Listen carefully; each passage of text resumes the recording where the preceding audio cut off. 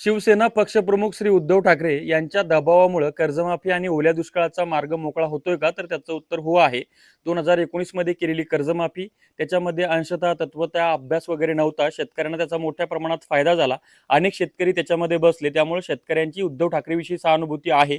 त्याच्यानंतर इतर नेत्यांच्या तुलनेमध्ये मागच्या काही वर्षामध्ये शेतकऱ्यांबद्दल संवेदनशील असलेला नेता म्हणून आपली एक ओळख निर्माण करण्यामध्ये उद्धव ठाकरे यशस्वी झालेले आहेत.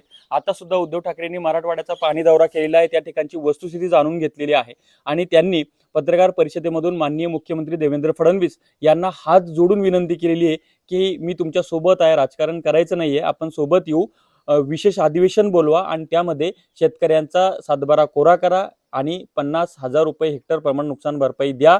कारण पंजाब सारखं छोटं राज्य करू शकतो तर आपलं महाराष्ट्र देशाला दिशा देणार आहे. भारतात सर्वात मोठं टॅक्स देणारं राज्य आहे आणि आपण हे केलंच पाहिजे आणि पालकाची भूमिका घेतलीच पाहिजे.